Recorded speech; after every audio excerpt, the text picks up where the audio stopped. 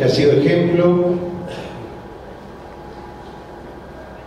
Y me parece que es celebrando la vida, es celebrando la lucha, la posibilidad de la lucha, ver a los pibitos crecer,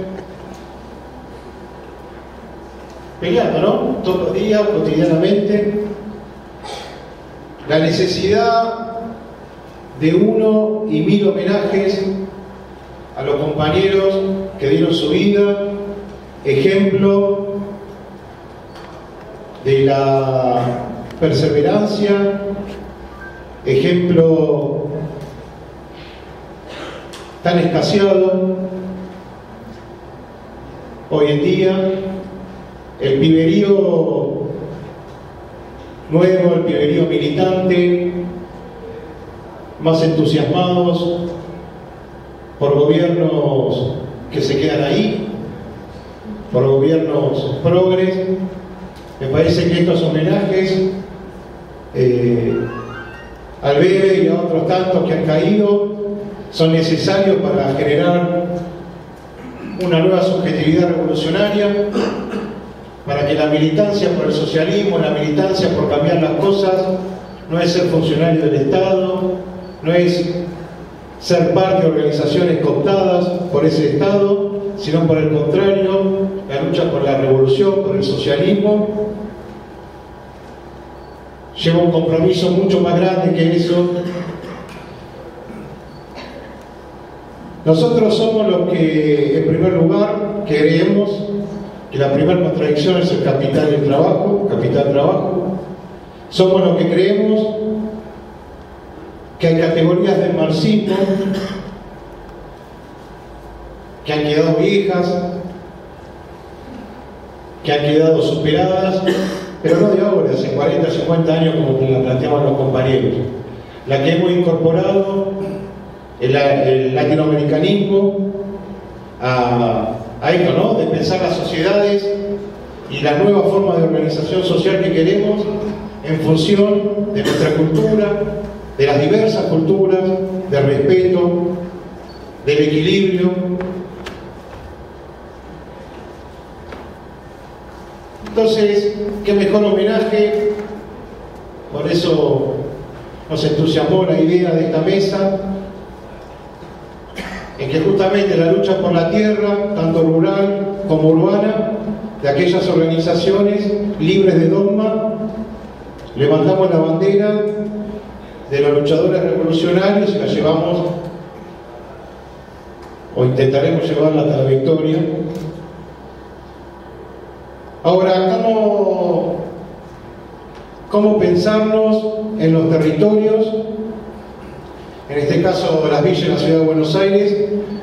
¿Cómo pensarnos a la hora de organizarnos, a la hora de pelear por la tierra, por la vivienda, por un equipamiento, y al mismo tiempo trabajar en la conciencia de los compañeros,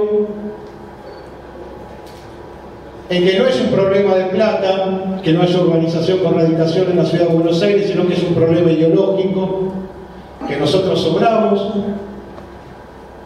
que tenemos todas las obligaciones, como ir a trabajar todos los días, ir a limpiar la mierda en la casa, levantar los residuos, pero a la hora de tener un pedacito de tierra y una vivienda digna no la tenemos.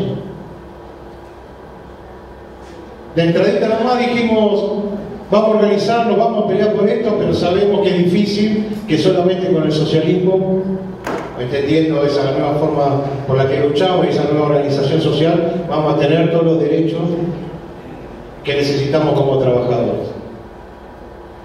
Saludar, porque hace mucho tiempo que no nos invitan a hablar a esta jornada, para que no sea de seguridad. La izquierda liberal, la izquierda institucional, y obviamente desde la legislatura, los progres por ahí, cada vez que nos invitan, algún representante de la villa tiene que hablar, nos preguntan acerca de la seguridad, o el tema es la seguridad.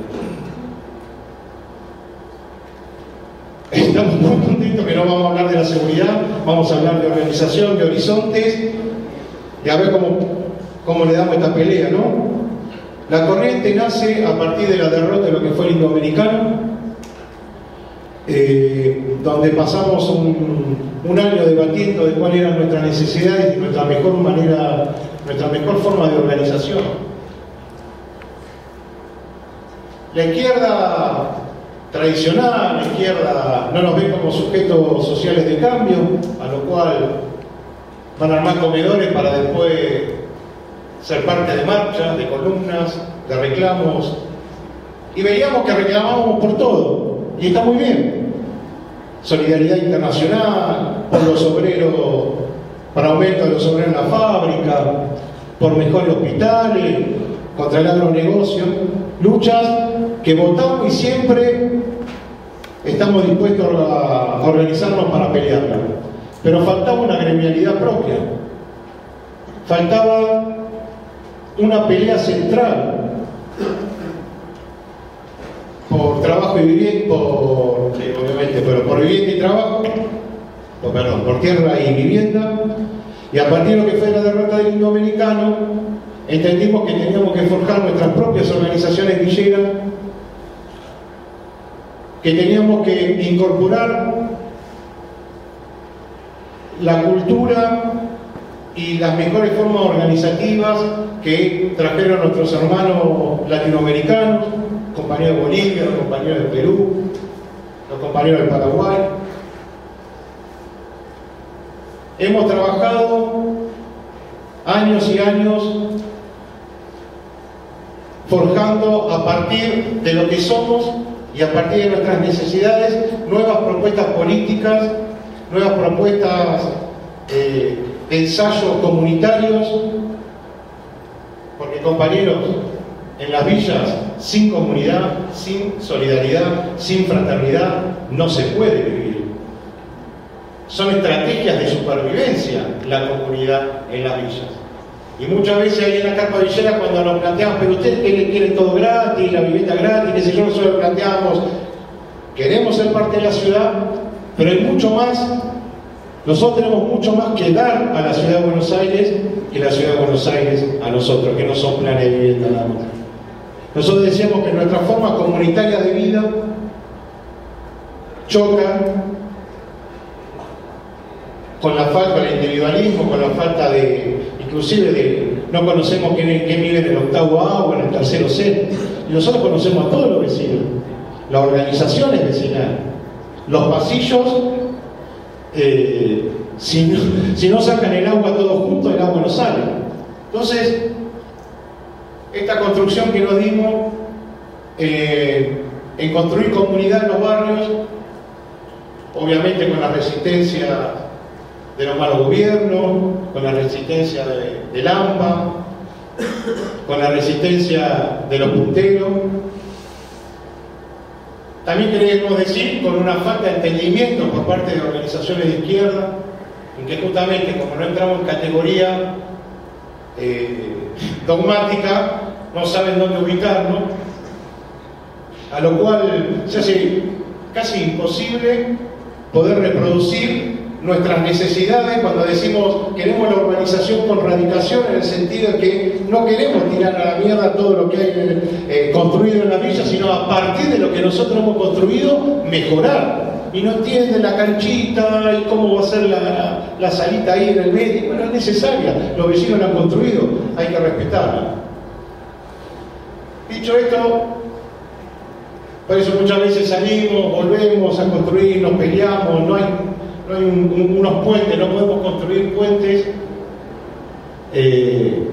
entendiendo que la urbanización con radicación no es posible sin unidad de los sectores, es decir, los villeros por sí solos no van a poder conseguir la urbanización. Entonces, ¿qué decimos? Bueno, juntémonos con otros sectores, los sectores de los trabajadores, los sectores de los estudiantes, los universitarios, los sectores políticos, para ir construyendo alguna propuesta. Partimos de una lucha contra el Estado que prioriza la especulación financiera, la tierra para unos pocos. Días tras día llegan hermanos de diferentes provincias, hermanos de países latinoamericanos, corridos por el despojo, corridos por la concentración de la tierra, corridos por la repre, corridos en búsqueda de una vida mejor, en busca de trabajo. Digamos, el problema de la tierra, con esto quiere decir que el problema de la tierra y la vivienda es un problema nacional, que hay una política del Estado. Ahí cuando decíamos la política del país estancia, estaba leyendo algunos textos que hablaban de ahí del Uruguay, el país estancia. Nosotros podemos decir el país del agronegocio, que expulsa y expulsa compañeros permanentemente. Esa política se da en la ciudad de Buenos Aires a partir de la especulación financiera, la construcción de viviendas que inclusive no van al mercado inmobiliario, sino que las tienen vacías para equilibrar el precio del metro cuadrado y de la vivienda. Los últimos datos, inclusive del gobierno, plantean que existe en la ciudad de Buenos Aires 250.000 viviendas ociosas. Esas viviendas no entran al mercado, producto de la especulación financiera. Y nosotros también, cifras oficiales plantean que hay 500.000 personas en la ciudad de Buenos Aires con problemas de vivienda. Nosotros decimos que es sencillo el cálculo. Tantas viviendas ociosas y compañeros con tantos problemas de vivienda. Pero bueno, la correlación de fuerza no está para plantear la expropiación, pero me parece que es el camino. Como decíamos, no es un problema de plata la urbanización en las villas, la regularización es un problema ideológico. Hay que torcerle el brazo a este gobierno, un gobierno que encara una avanzada conservadora a nivel regional, en complicidad con el gobierno nacional en muchos de los barrios. Ahora va a salir una campaña por el barrio de Retiro. De un lado, el gobierno de la ciudad de Buenos Aires, que da la autopista, levantó un paredón, y del otro lado, la que da a la vía del ferrocarril, lo está levantando el gobierno nacional. Ahí vamos a salir una campaña, seguramente iremos ahí por el obelisco a hacer algunas cosas, denunciando que se pelean para la foto, pero a la hora de resolver el problema de la tierra y la vivienda en la ciudad de Buenos Aires, co-gobiernan como lo hacen con otros temas en la ciudad de Buenos Aires. La denuncia contra los malos gobiernos, nosotros planteamos que son administradores del poder del régimen, no esperamos mucho más de ellos. Por eso la autonomía política que nos planteamos como organización es costosa, muchas veces es dolorosa, pero la llevamos como bandera en función, porque entendemos que la pelea es una pelea contra el régimen. Hay que romper con la especulación financiera en la ciudad de Buenos Aires, pero lo importante es poner en pie un movimiento villero con la unidad que plantearon nuestros maestros en la década del 70, un párrafo aparte, que lo único que la fortaleza de la corriente villera en los barrios de la ciudad de Buenos Aires está planteada a partir de las experiencias de los viejos peronistas de los barrios, que independientemente de apoyar o no al gobierno, ponemos por delante la política del sector, las necesidades de los compañeros, y a la hora de salir, no importa quién está del gobierno, los compañeros, esas palabras, quiero decir que esas palabras de los compañeros, los viejos peronistas del movimiento villero, acá en la ciudad de Buenos Aires, son las que de alguna manera u otra nos permite organizarnos y entender que hay que siempre anteponer la política del sector a la propia construcción de la obra. Eso nos permite seguir creciendo, seguir levantando escuelitas, seguir levantando centros de salud, seguir trabajando en la urbanización, construyendo uno al otro la losa, vivir en comunidad. Eso es lo que más tenemos para aportar, y para no extenderme más, insistir en la necesidad de una transformación social radical de este país. Es lo que nos va a permitir como pueblo y resolviendo nuestras necesidades materiales. Nada más.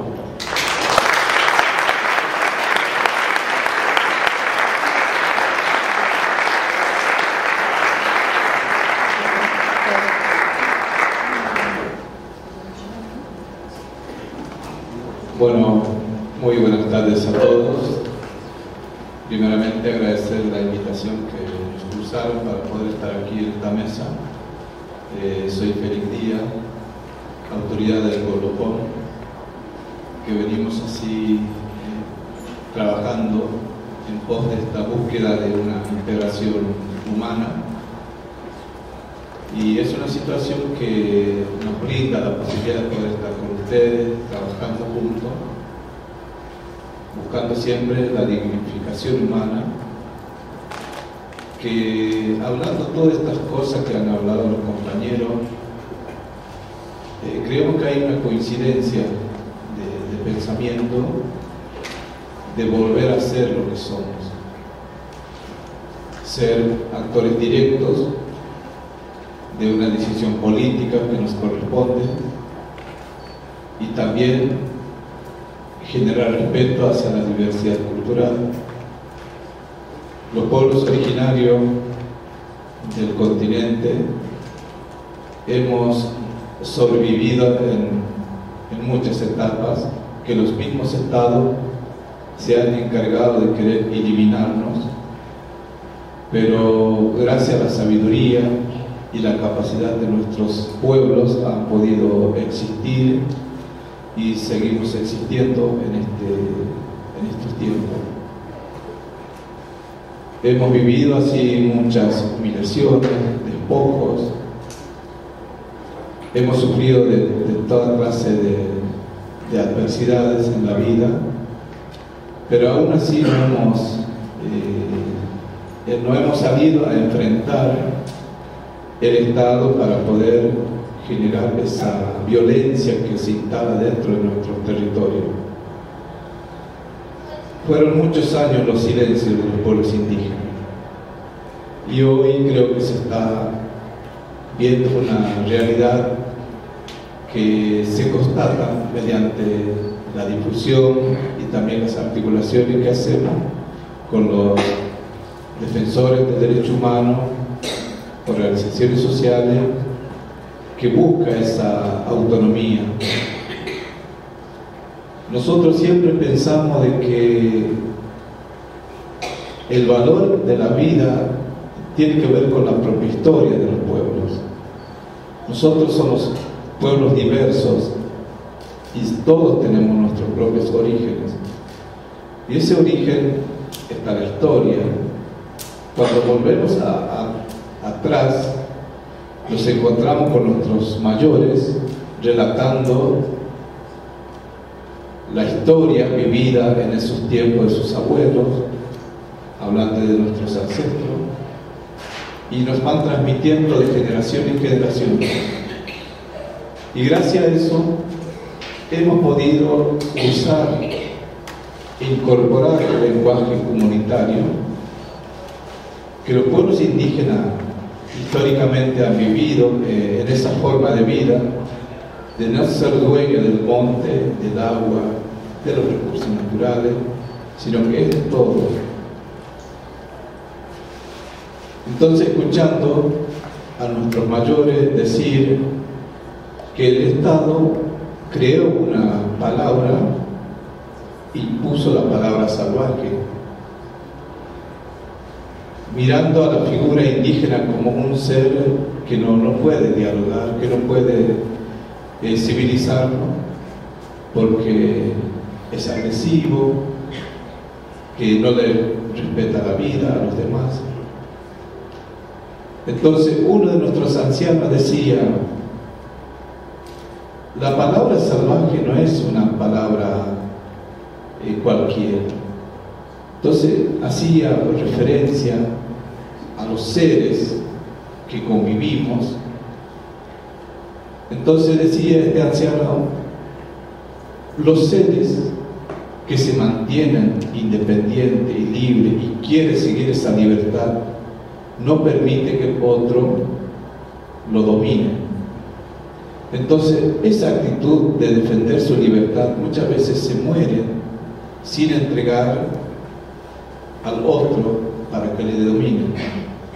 Entonces, muchos de nuestros líderes indígenas que han caído en defensa del territorio, la cultura, han muerto sin ser reconocidos por ese valor que han dado de defender la vida, la familia, y que esa historia está en el territorio, no está en los libros, no está en ninguna parte, está en los territorios. Por esa razón, la lucha nuestra es poder mantener esa historia que está en esos territorios, que hoy estamos siendo dañados por el despojo, por el brutal persecución del Estado hacia los pueblos indígenas. Cuando yo escuchaba a la hermana contar de la situación que está viviendo en estos tiempos, no es ajeno a lo que nos pasa en el norte del país. No es ajeno a lo que pasa en Paraguay, en Uruguay, en Chile, en todas partes del continente americano. Pero muchas veces nos preguntamos, ¿qué es lo que nos pasa? ¿Por qué dejamos estas cosas que pasan? Yo creo que hay muchas cosas que uno tiene que preguntar a sí mismo. Porque ese egoísmo que tenemos es tan fuerte y es tan grande que no quiere reconocer sus errores. Porque cree que uno es más importante que el otro. Sin embargo, nuestros mayores, cuando empezaron a trabajar, a defender la vida, ellos se camuflaban, se relacionaban con estos seres que se dice el mundo salvaje de los animales. ¿Por qué? Porque el indígena nunca desafió, nunca buscó enemistar a ese ser diferente, sino que lo trataba como de igual a igual. Y eso produce como un cobijo entre ambas partes, entre el ser humano y los animales. Cuando estas especies están en riesgo de exterminio, el mismo ser humano lo va corriendo por el desmonte, por la contaminación del agua, el ambiente. Entonces a nosotros nos debilita en lo espiritual, en lo físico, porque nos van dañando algo que tiene que ver con la vida misma.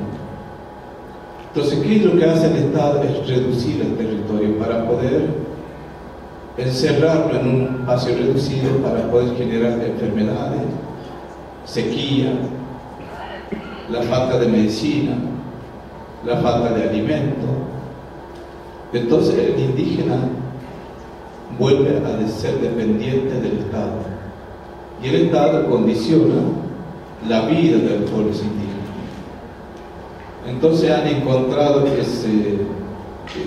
ese elemento fundamental de poder reducir al indígena. Cuando nos manifestamos, ya nos catalogan de terrorista, de salvaje, de vago. Lo único que hacemos es molestar a la gente que trabaja, cuando estamos defendiendo la vida del territorio, la vida de las familias indígenas. Y uno nunca va a entender esto, porque el ser indígena nunca está pensado en la cuestión económica, porque no está en su mente de decir, este litro de agua cuesta tanto, un árbol cuesta tanto, sino es más bien verlo de igual a igual. El agua es la vida, el árbol es la vida, la tierra es parte de la vida. Entonces no estamos mirando como propiedad, sino es por el bien del ser humano.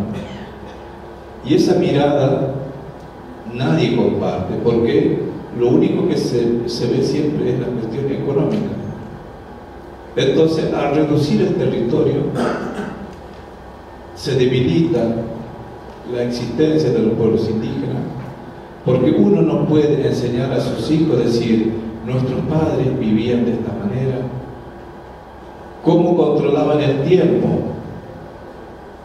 Entonces yo no puedo estar diciendo a mis hijos que la espiritualidad nuestra hacemos de esta manera, cuando no tengo territorio. Después me dan una iglesia, un templo para adorar a un Dios, para decir, la vida está ahí, y ese Dios que está arriba es la que te va a dar la vida eterna, cuando la vida está en las plantas de los pies. Y es difícil discutir esto porque nadie te escucha. Por eso siempre como agradezco la oportunidad de poder darme la posibilidad de poder expresar libremente lo que sentimos y lo que vemos como pueblo indígena, porque es la única manera de que nos escuchen y no discutir, porque al escuchar al otro uno puede entenderse de qué se trata. Nosotros no estamos quejando de lo que nos pasa, lo que nosotros queremos transmitir, nuestra preocupación, y esa preocupación está en la memoria de nuestros mayores, porque nuestros mayores son los defensores de la vida. Cuando van a renovar la espiritualidad, está en el monte, en el agua, en el aire. O sea, ese espíritu que nos mantiene está en todas partes. Pero desgraciadamente hoy esos espíritus se alejaron de nosotros. ¿Por qué? Porque nos encerraron a nosotros. Anteriormente nos comunicábamos con esos seres sobrenaturales que nos transmitían cómo evitar una enfermedad, cómo conseguir la medicina. Ahora no lo tenemos. Entonces nos obligan a poder salir de ese espacio y entrar a la sociedad. Y es ahí donde está el problema. Porque el indígena no tiene la capacidad de explicar sus dolencias, porque no saben los lenguajes técnicos de los médicos, los nombres de las enfermedades, de las medicinas. Cuando dice las indicaciones médicas, no saben, porque no están en ese mundo, porque nunca tuvo la posibilidad de estar en una ciudad, de poder ser enseñado estas reglas sociales que hoy estamos como peleando para que no se les conozca y que los incorpore dentro de un espacio que debería ser un espacio de discusión de una política humana, no una política partidaria. Por eso la importancia para nosotros de poder expresarnos libremente en estos espacios que hoy estamos participando es fundamental, de que el indígena tiene que ser escuchado y que nosotros también podemos escucharlos a ustedes. Entonces, esa confianza que tiene que nacer desde nosotros, podemos entendernos y tolerarnos. Esa tolerancia que muchas veces nos hace falta para poder interpretar o entender el otro por la diversidad que uno tiene, nos ayudaría mucho a poder defender la vida de todos los seres humanos y los seres no humanos que también necesitan de nosotros. ¿Por qué hay que crear zoológicos para poder proteger las vidas que están en pie de extinción? ¿Cuántos millones de seres humanos que queremos ser protegidos y no estamos protegiendo esas vidas que hoy están en vía de extinguirse? Sin embargo, son también parte del equilibrio de la madre tierra, del ambiente que nos rodea. ¿Por qué a nosotros nos preocupa, a nosotros mismos, los seres humanos, y le estamos dejando que se contamine el agua, que se destruya el monte, que se destruya todo lo que era el sustento de la vida, que es la vida de nuestra Madre Tierra. Estamos pensando protegernos a nosotros y no nos importa si los otros sufren o no. Ese egoísmo tenemos que sacar desde nosotros. Aprender a ver cómo las especies, que son los equilibrios, cómo se protegen y cómo se defienden. Cuando veíamos esta relación entre la naturaleza, un hermano agarró un animal para domesticarlo, que en las zonas norte abunda mucho, que es el aguaraguazú, que es el lobo. El hermano quería domesticarlo como un perro. Entonces, ese aguará jamás va a ser un perro. Es bueno, pero jamás va a ser un perro, porque tiene su propia naturalidad. Hacía al revés las cosas, hacía mucho más daños estando en la casa, porque no es natural tenerlo así en la casa, algo que no es. Entonces, ¿qué es lo que hace este hermano? Lo agarra y le devuelve a su propio hábitat.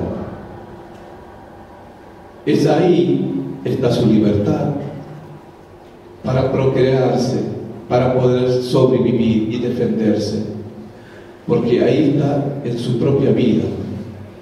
Nosotros no queremos que nos arrastren para poder hacerlo creer que somos integrados cuando no lo somos. Estamos fuera de todo lo que es la relación social, porque el Estado no está cumpliendo su función de garantizar el respeto a la identidad cultural de los pueblos indígenas. Los gobiernos son los responsables del exterminio de los pueblos indígenas. Los gobiernos son los responsables de la expropiación de inmensa cantidad de territorio de los pueblos indígenas. Y lo siguen haciendo y van a seguir haciendo si nosotros no nos unimos en esta lucha con ustedes. Yo creo que los gobiernos van a seguir haciendo lo que quieren con nosotros, porque no sabemos unificar la lucha, porque lo que nos impide la unidad es el egoísmo de una bandera. Nosotros lo que queremos ver en esta lucha es centrar una política por la vida. La dignificación humana creo que es el cambio que podemos tener, es respetarnos a nosotros mismos y respetar a los otros para que podamos confiarnos. Por eso es muy importante este homenaje que está haciendo a una persona que ni siquiera sé, no lo conozco, pero valoro que ha dado su vida por generar este espacio, que podemos hablar de cosas que él luchó y quiso hacer, y hoy nos une. Esa sangre que se derramó en la tierra es la que grita pidiendo justicia, pero si nosotros no valoramos, de nada sirve. La muerte de un hermano que dio su vida en la Ruta Nacional 86, un día 23 de noviembre, nosotros jamás vamos a negociar, porque la vida no tiene precio. La vida es una sola, es sagrada, que tiene que ver con la relación de la Madre Tierra. Por eso el ser humano no tiene que poner precio para negociar con el Estado. Los derechos que fueron consagrados son derechos constitucionales. No se puede negociar el derecho humano, no se puede negociar la vida del ser humano, porque es el Estado el que tiene que garantizar la protección de nuestra vida. Así que agradezco profundamente de estar en medio de estos grandes compañeros, luchadores por la vida, defensores de los derechos humanos, y también agradecer esta convocatoria que hoy nos brinda la posibilidad de poder mirarnos a la cara y saber quiénes somos. Les aliento a que sigan luchando y que confíen en ustedes mismos.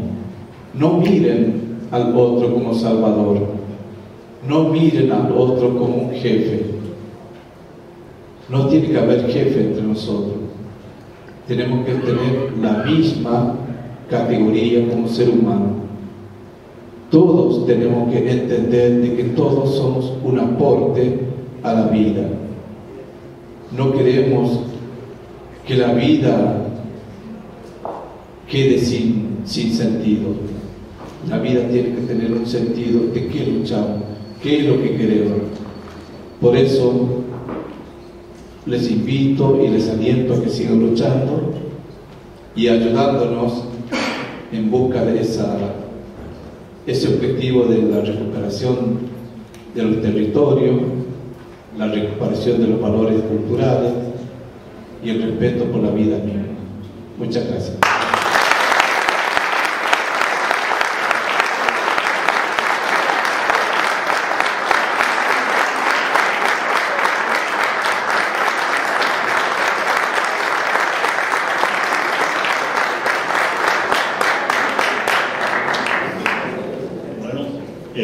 Buenas tardes, compañeras y compañeros argentinos, buenas tardes, compañeras y compañeros uruguayos, y bueno, también a todos los compañeros de otra parte del continente que han...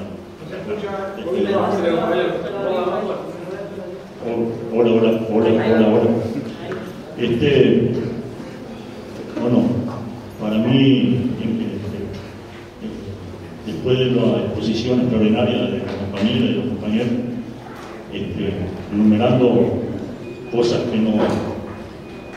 nos unen a todos en esta gran patria latinoamericana.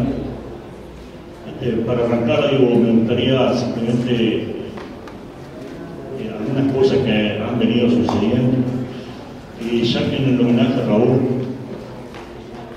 ir un poco en el tiempo, en algunos segundos,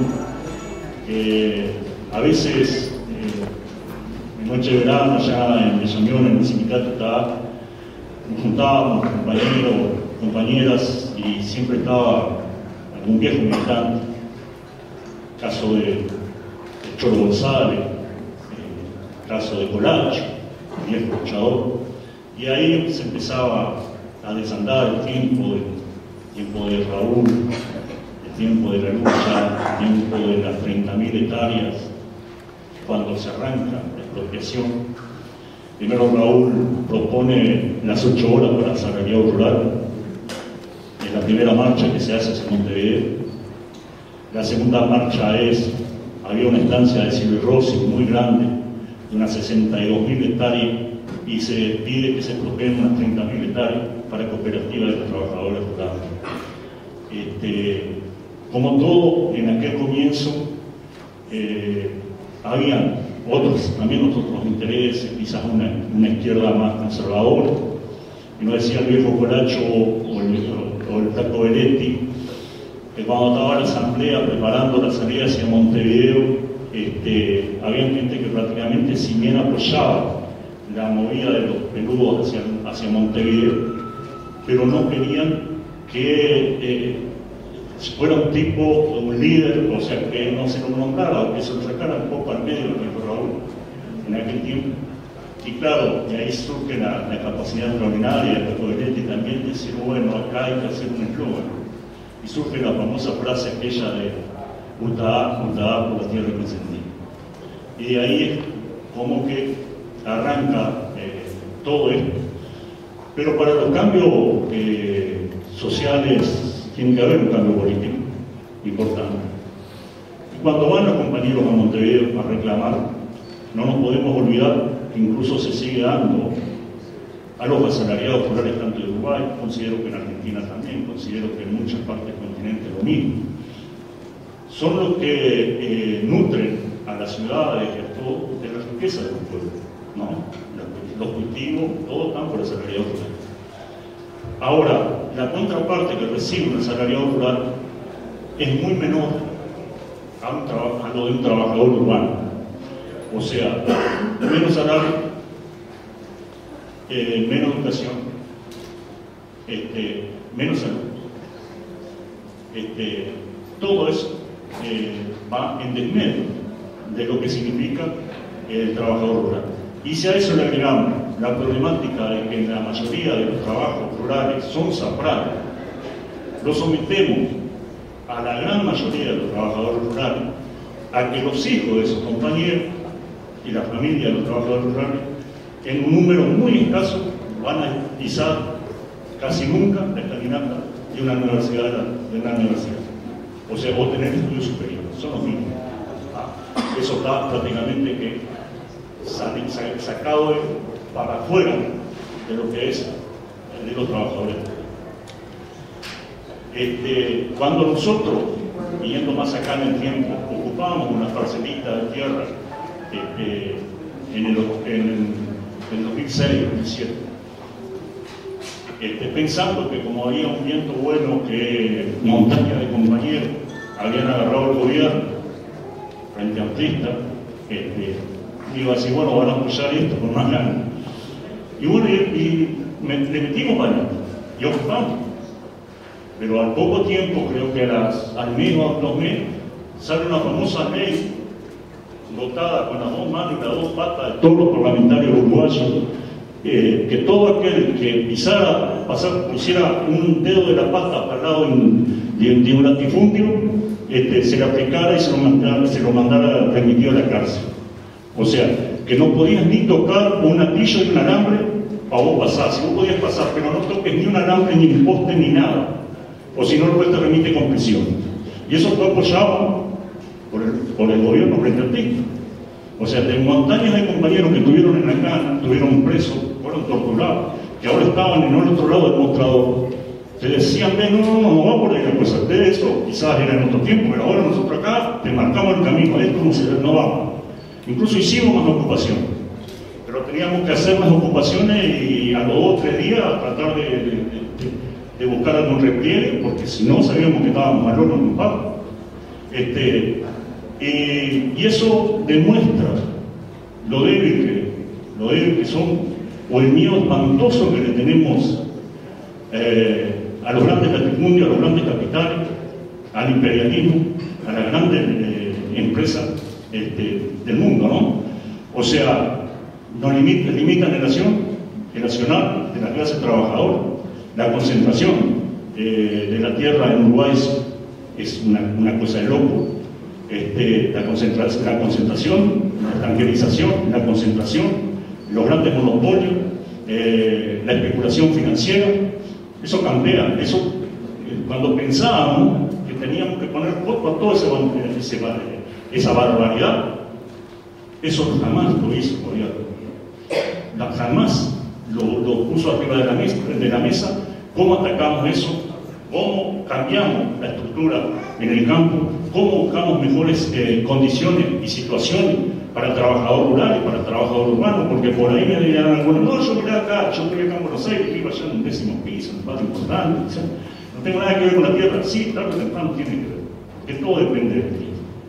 Y la otra vez, en tiempo leían unas revistas que decían por el sur argentino, no sé por qué provincia, había unos magnates americanos que habían comprado no sé cuántas 100.000 hectáreas. Incluso habían cerrado porque ahí por eso había un camino que pasaba la gente. Los vagabundos habían cerrado porque era propiedad de ellos. La Benetton en el sur argentino había comprado no sé cuántas cientos de 1000 hectáreas también para inversión a futuro.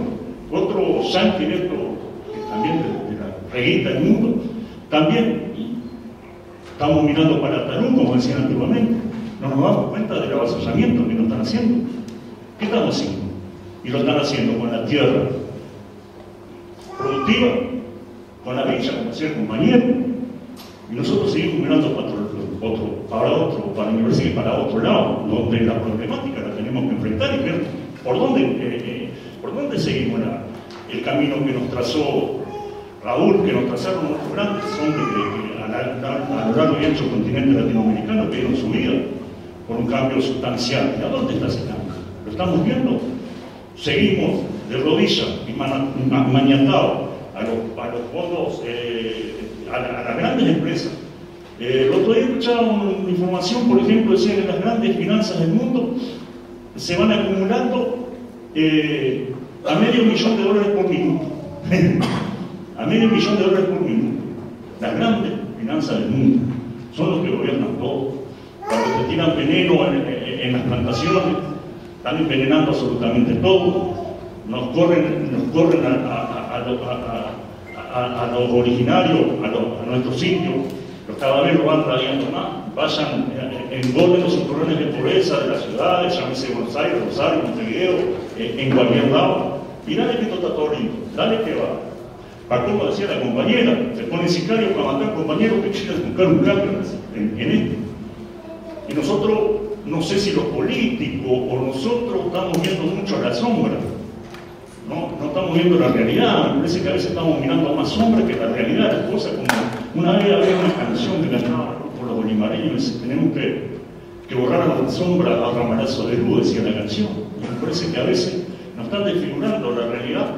Ahora los políticos son todos en medio actores de Hollywood y todos están en folgorio, en dale que va, y yo tengo que aparecer con la pinta en la tele, yo no soy tal. De espalda a la problemática que atraviesa los pueblos de todo el continente, acá me refiero a absolutamente todo. O sea, y también digo esto en el tema de la tierra, cuando el viejo Artigas decía, el reglamento de Artigas, de tierra, si tiene 20 artículos, usted saca cosas fabulosas del reglamento de tierra de Artigas. ¿Qué pasó? Al viejo lo sacaron al piso para jugar. Y lo dejaron, quedó, porque digo, cuando Artigas se va para Paraguay, después que lo derrotaron, él había robado muchas tierras en posición a gente que necesitaba, los indios, todo. Cuando Artigas se va, le vuelven a sacar las tierras a gente. ¿Te sabía eso? Así es la historia. Les vuelven a sacar. Los grandes estancieros, los grandes tipos, los pegan, los sacan, porque la mayoría eran indios, eran negros, entonces lo sacan. Y si analizamos el reglamento de tierra, cuando alguno dice, no, Artigas quería hacer una república oriental, parte, nunca pensó ni tuvo en la cabeza de Artigas semejante barbaridad. Jamás Artigas pensó separar la provincia oriental del resto de la provincia, nunca. Lo que decía Artigas, una cosa que le decía al militar argentino en Paraguay a Paz, siempre lo único que hice, oponerme a que Buenos Aires mandara a sus cónsules, como la Roma antigua, a dirigir las provincias, decía Artigas. Las provincias tienen que ser dirigidas por sus naturales, decía. Las provincias tienen que ser dirigidas por sus naturales, no por cónsules mandados de Buenos Aires. Nunca, y jamás tuvo en la cabeza del viejo Artigas separar la provincia oriental del resto de las provincias. Después, cuando lo quisieron traer, después de la independencia del Uruguay, Artigas dijo, desconozco a lo que están mandando en la banda oriental. Digo, me parece que son cosas, y cuando seguimos leyendo de la tierra, para quién, cómo, ¿quién era lo que se tenía que haber beneficiado de la tierra? Porque tenían menos, los más infelices, decía de Artigas. Y en cambio ahora dice que la tierra sea el beneficio de lo que más tienen, los más privilegiados, a contrapelo y a consecuencia del hambre de millones de personas. Entonces, me parece que es un reto que el viejo Raúl, que los otros grandes peleadores, nos pusieron arriba de la mesa para seguir en este camino, y nos están avasallando los grandes capitales, los grandes negociados, todo eso, y nos siguen envenenando los ríos, los lagos, las cosas. Entonces, tenemos que tomar conciencia de lo que significa esto. Y por otro, digo, en ese tema, y no el otro, que para nosotros, yo como dirigente de un sindicato rural, de los trabajadores, nosotros a veces, yo tengo una discordancia con compañeros dirigentes de nuestra central, a la cual pertenecemos con orgullo, pero sí tengo mi divergencia con varios compañeros dirigentes, porque de repente entraron en esto de la política. Ahora yo no soy, yo soy un politiquero, ya estoy en otra onda ahí, como que curto otra cosa, y no es así. Entonces, A muchos de nosotros, bueno, yo capaz soy muy ignorante y no entraba en la pecera, pero a muchos les gusta ir a nadar y chapotear en la pecera, como todos los que están metidos en la pecera. Por cargo, por esto, por el otro, hasta que va. Entonces digo, no podemos seguir de espalda a las realidades que nos atropellan. El sindicalismo tiene que estar en la lucha en la calle, en la lucha con la gente. El sindicato tiene que estar, es la expresión genuina de lo que realmente tenemos que encontrar como sindicato. Los sindicatos más poderosos, más importantes, no pueden ser sindicatos que estén como forma corporativa.